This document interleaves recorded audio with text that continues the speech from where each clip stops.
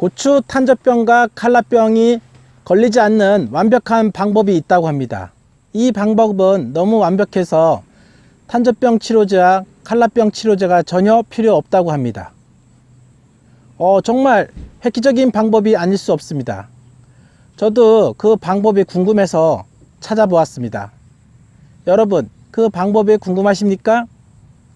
그러면 이 영상을 끝까지 봐주세요. 안녕하십니까, 황금캐는 정선생입니다. 오늘은 기온이 참 많이 떨어졌습니다. 어제는 좀 해가 좀 떠가지고 그래도 날이 좀 많이 따뜻했는데 오늘은 잔뜩 흐리면서 기온이 뚝 떨어졌어요. 그래서 이제 잠바를 이제 좀 입고 이제 나와야 될 것 같아요.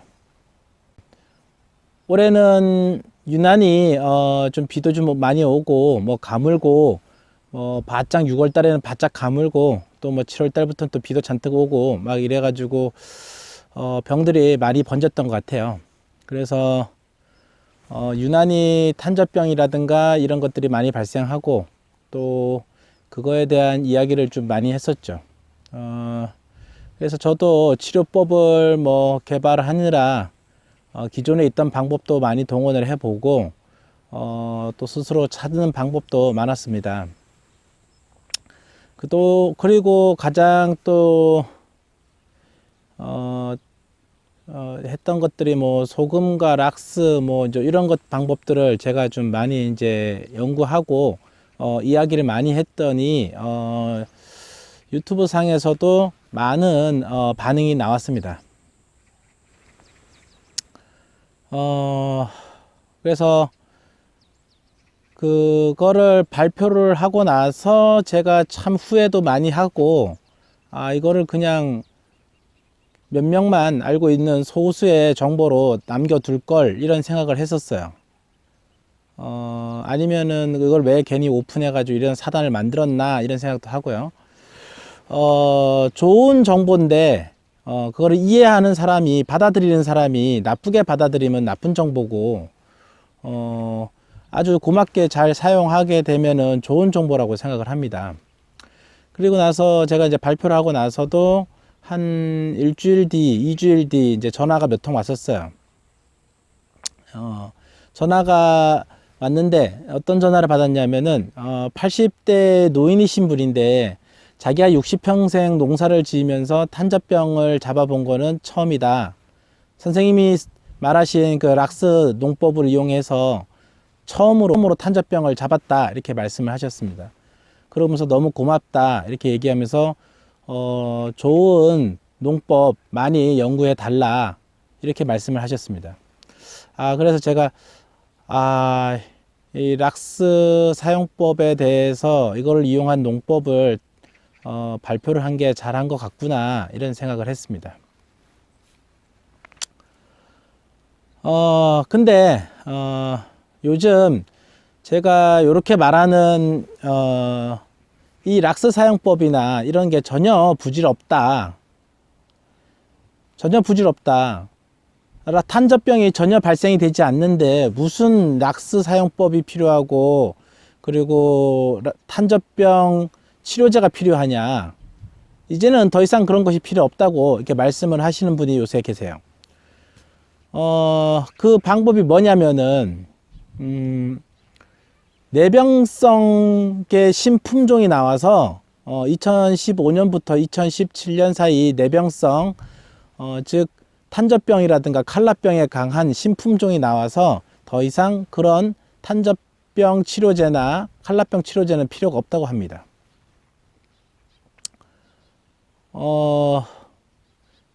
그래서 그 품종이 뭐냐 하면은 궁금하시죠? 그 품종들이 어떤 거냐면은 복합 내병계 신품종이라고 합니다. 자, 어떤 품종이냐 하면은 칼라탄, 그리고 GT07, 그리고 시교 014 이런 품종이라고 합니다. 그래서 이런 품종을 심으면은 방제를 전혀 안 해도 된다 이렇게 말씀을 하십니다. 기본적인 방제만 하시고 탄저병이나 칼라병에 관한 방제는 안 해도 된다고 말씀을 하십니다. 그래서 저도 참 이거 와 획기적인, 정말 획기적인 아이디어다. 이런 신품종을 심었으면 될 걸 왜 이렇게 고생을 했지? 그런 생각을 했을까요? 아닙니다. 왜 그러냐? 이런 신품종도 탄저병이 걸립니다. 칼라병이 걸리고요. 신품종이라고 해서 탄저병, 칼라병이 안 걸리는 거 아니에요. 다 걸려요. 그분은 자기의 경험만으로 얘기를 지금 하는 거예요. 자기의 경험만으로 신품종을 심었더니 탄저병이나 칼라병이 전혀 생기지 않았다. 그러니 신품종의 영향이다. 이렇게 100% 확신을 하고 있는 거예요. 그래서 다른 분의 의견이나 이런 거를 지금 청취를 안 해보신 것 같아요. 의견 종합을. 여기는 고추가 한 100포기 정도 돼요. 근데 올해 이제 거의 지금 끝물인데, 한 2, 3일 뒤면 한 서리가 올 것 같아요. 근데 이제 올해 여기가 탄저병이 3번이 왔어요. 그래서 탄저병을 치료하면서 제 스스로 방법을 많이 연구를 했죠. 물론 시중에 나와 있는 탄저병 치료제는 한 번도 안 쳤습니다. 칼라병 치료제도 한 번도 안 쳤습니다. 그러고 제가 한 농법 그대로, 연구한 농법대로 락스 농법을 이용해서 탄저병을 치료를 다 했습니다. 그리고 지금도 고추를 계속 따먹고 있고요. 그리고 제가 여기 고추를 여기 한 100포기 정도 심었고, 그 다음에 이제 정선에다가 고추를 약 한 300포기 심었습니다. 자, 거기는 정말 그 탄저병이 전혀 안 오더라고요. 작년에도 심어봤는데 탄저병이 전혀 안 왔어요. 정말 청정 지역이에요. 그쪽은 왜 그러냐면 좀 외떨어져 있어가지고, 마을과 좀 외떨어져 있어요. 그래가지고 산 밑이래 가지고 탄저균이 그쪽까지 올 수 있는 거리가 좀 멀어요. 그래서 이게 외딸거나 이게 분리된 지역은 탄저병이 안 오는구나 라는 거를 저를 좀 경험을 했어요. 올해도 거기서 병이라고 생긴 거는 칼라병이 딱 하나 왔는데 한 포기가 딱 왔어요. 한 포기가. 그래서 제가 거기다가 이제 락스를 딱 2번만 살포를 했습니다. 그리고는 거기는 뭐 살충제, 살균제 뭐 이런 건 전혀 치지 않았어요. 그리고 제가 이제 뭐 베트남 갔다 오면서 한 3주 동안은 거기를 아예 가지를 않았어요. 그러면서 뭐 비료도 안 주고 아무것도 안 주고 그랬더니 뭐 잘 크고 있더라고요. 3주 동안 방문 안 해도, 약 한 번 안 쳐도, 기본 방제 같은 거 전혀 안 해요, 저는. 근데 여기하고 거기하고는 달라요. 거기는 전혀 방제를 안 해도 정말 잘 크고 하는 이유가 뭐냐면은 토질이 달라요. 이게 땅의 토질에 따라서 고추가 잘 크고 못 크고 하는 토질이 있거든요. 여기는 사질성 토양이라 가지고 마사토 토양이거든요. 마사토 토양이라 가지고 그 모래 토양이에요. 모래 토양은 수분을 잘 머금지를 못해서 고추에게 영양분을 제대로 공급을 못 해줘요. 수분과 영양분을 공급을 못 해주는 거예요. 영양분은 그냥 빨아들이는 게 아니라 물로 이용해서 뿌리에서 빨아들이는 거기 때문에, 물이 없다면은 고추 자체가 잘 크지 못하고 병이 잘 생깁니다. 고추 자체가 다비성 식물이기 때문에 병이 잘 발생이 됩니다. 근데 이제 뿌리에서 토양에서 물을 잘 흡수할 수 있는 여건이 된다거나, 이런 고추가 잘 자랄 수 있는 여건이 된다면 병의 발생 빈도가 훨씬 낮아집니다. 그래서 그분도 자기의 경험만으로 비추어서 얘기를 하시는데, 그분도 저는 그래가지고 방제를 전혀 안 해나 했더니, 방제는 그분 보니까 25번을 하시대요. 뭐 총체벌레 잡는다고 약치고 뭐 한다고 약치고 이러면서 25번을 하면서 탄저병이 안 온다 이렇게 얘기를 하면은 그것도 좀 우습지 않아요? 저는 정선에다 심어 놓은 게 탄저병이 정말 안 왔습니다. 이게 거기는 탄저병 약 한 번 안 치고, 그 다음에 뭐 살충제 한 번도 안 치고, 칼라병이 잠깐 살짝 와가지고 락스만 딱 2번 치고 안 쳤습니다. 그 정도로 방제를 만약에 안 하신다면은 저도 뭐 이해를 해요. 근데 뭐 25번씩 방제를 하면서 병이 안 옵니다. 그리고 저보고 뭐 그 여름에 왜 등짐 짊어지고 그렇게 무의미하게 약을 치냐 그렇게 말씀을 하시는데, 그건 누가 할 소리인지 모르겠어요. 25번을 치면서 다른 사람을 방제하는 게 무의미하다 이렇게 얘기하는 건 좀 더 코미디죠. 종자 선택이 탄저병을 어느 정도 이렇게 감소는 시킬 수 있는 것 같아요. 지금도 뭐 유전자적인 변형을 이용해서 그런 제품을 만들어내고 있으니까. 그러나 저가 올해 칼라병이나 탄저병에 강하다는 그런 품종을 심어서 고추 재배를 하시는 구독자님들하고 통화를 해 보니까 역시나 탄저병과 칼라병이 온다고 하십니다. 그걸로 봐서는 복합 내병계 품종이라고 해도 병은 온다, 그렇게 생각을 합니다. 그리고 전혀 치료제가 먹지 않는다고 합니다. 오히려 복합 내병계 품종을 심어서 치료제를 더 쳐도 더 안 먹히는 그런 현상이 발생이 된다고 합니다. 정선에 심었던 품종이 멋진 사나이, 그 다음에 만점이라는 품종입니다. 복합 내병계 품종은 아니에요. 근데 거기는 탄저병이 한 번도 안 왔어요. 멋진 사나이는 탄저병도 하나도 안 오고 칼라병도 하나도 안 오고, 올해 한번 해보니까. 그러고 만점이라고 해서 갖다 심었는 거는 탄저병은 하나도 안 오고 딱 고추 한 포기가 칼라병이 왔어요. 그거 뭐 쉽게 락스로 금방 처리가 되죠. 칼라병 같은 경우에는 굉장히 락스로 잘 처리가 된다는 거 아실 거예요. 락스를 한번 좀 써보셨던 분들은 굉장히 금방 아셔요. 저도 여기 한번 실험해보고 뭐 또 그쪽에도 몇 번 실험을 해보니까 칼라병 치료에는 락스가 아주 특효약입니다. 이게 칼라병 같은 경우는 이게 바이러스잖아요. 그 다음에 제가 이제 또 올해 해봤던 게, 테스트 해봤던 게 모자이크 바이러스. 요거 아주 쉽게 잘 잡혀요, 락스로. 네. 그리고 칼라병을 잡는데 제가 이제 소금물하고 락스물을 넣어서 이제 잡았는데, 그렇게 또 살포를 하고. 근데 이분은 무슨 뚱딴지 같이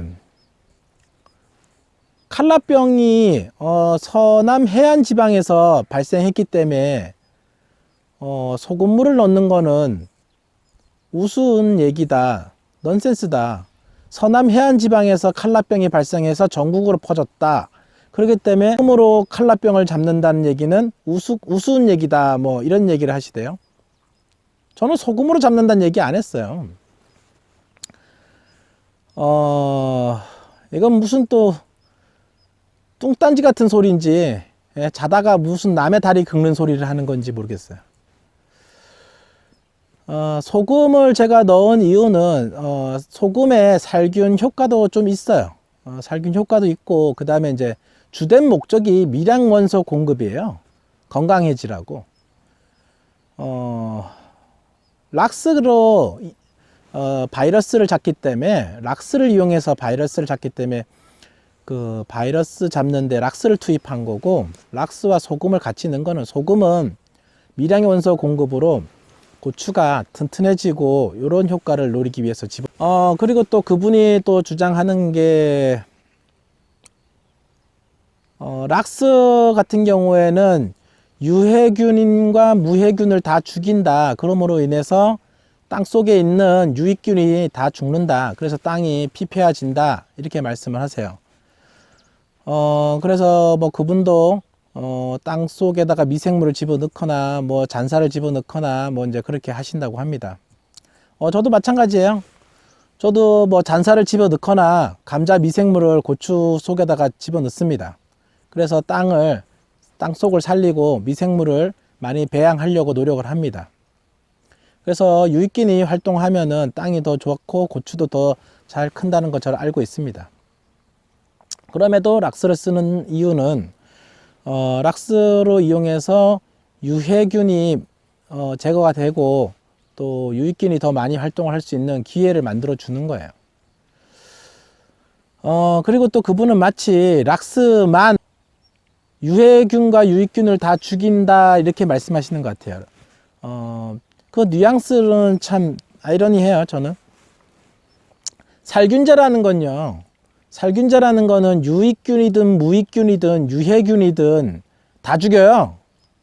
뭐 걔가 얘는 사람한테 이로운 균이니까 안 죽이고 쟤는 사람한테 해로운 균이니까 죽이고 이런 게 아니에요. 살균제라는 건 거의 다 죽여요. 그렇기 때문에 뭐 농약의 살균제는 해로운 균만 죽입니다, 그것만 딱 찾아서 죽입니다, 그런 게 아니죠.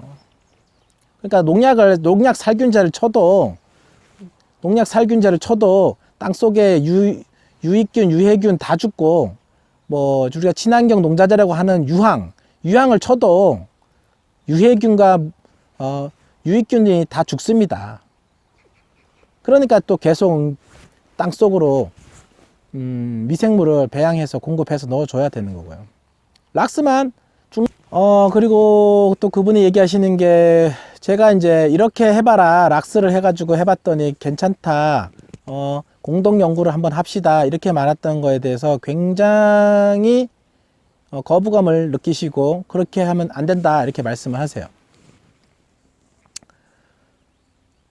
저는 주장하는 게 뭐냐면은, 농부는 과학자가 돼야 된다는 거를 주장하고 싶어요.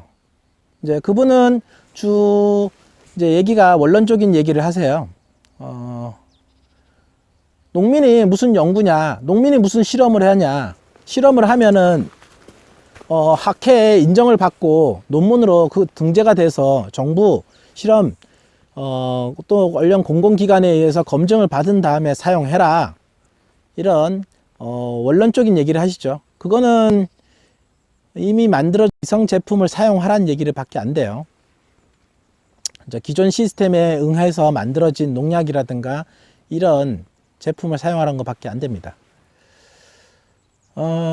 저는 또 그분의 의견에 반대하는 게 뭐냐면은, 농부는 저는 과학자가 돼야 된다고 생각합니다.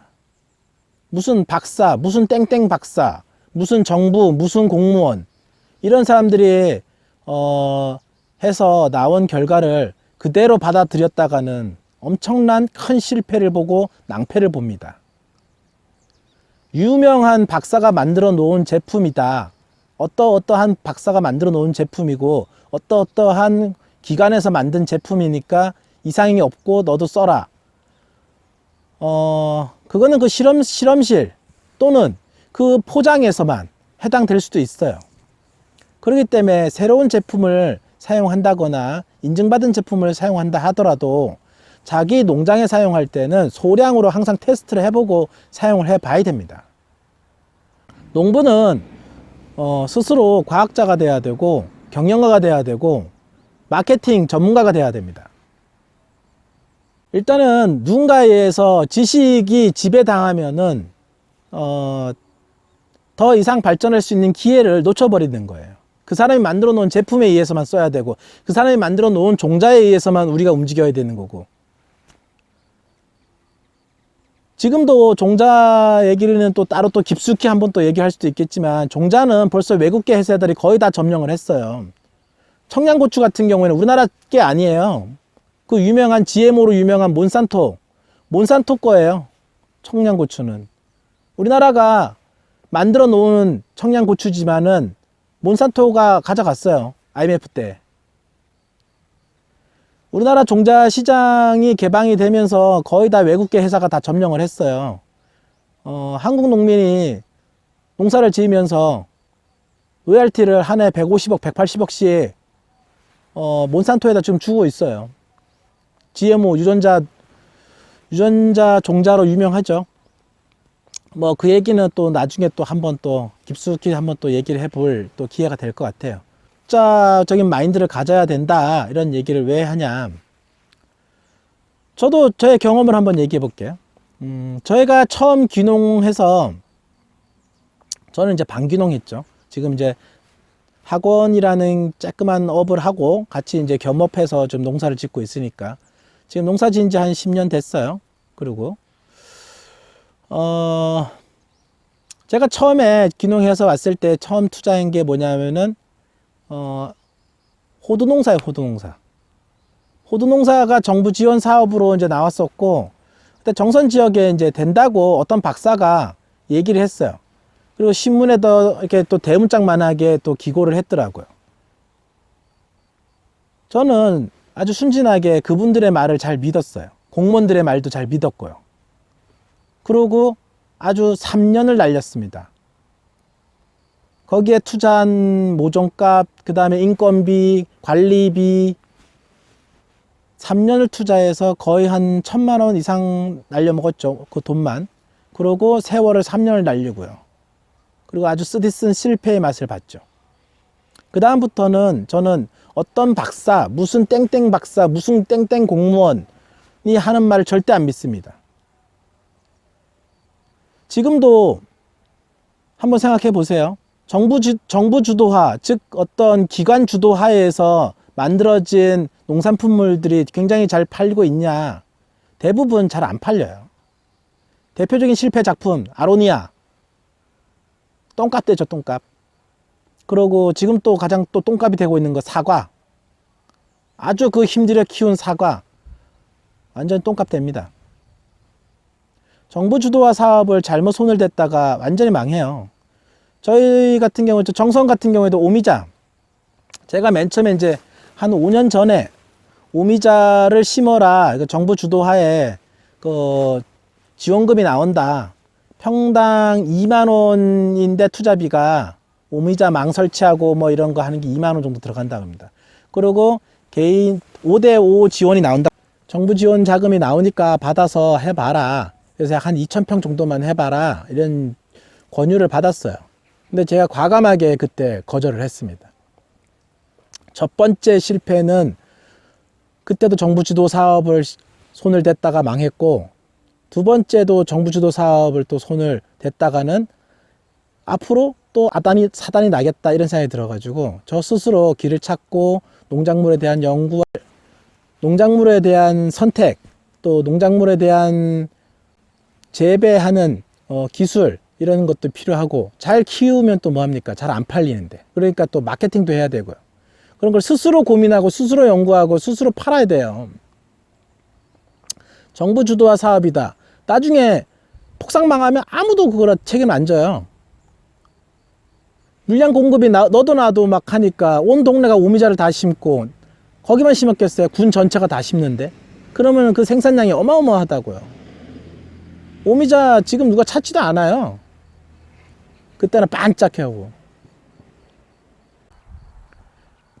새로운 지식과 새로운 문물이 있다면 받아들이고 연구하고 자기 걸로 만들어서 좋은 점이 있다면 사용을 해야 됩니다. 농민들도 그런 입장을 저는 취해야 된다 이렇게 생각합니다. 개방적인 마인드로. 자기는 보수주의적인 마인드로 취하겠다.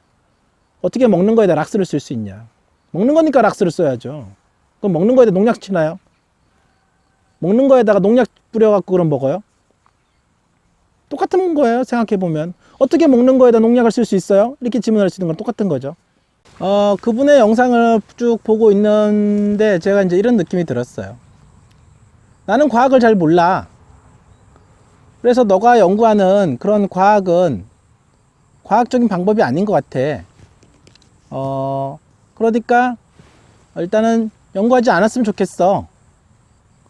그리고 그런 방법이 맞지 않는 것 같아.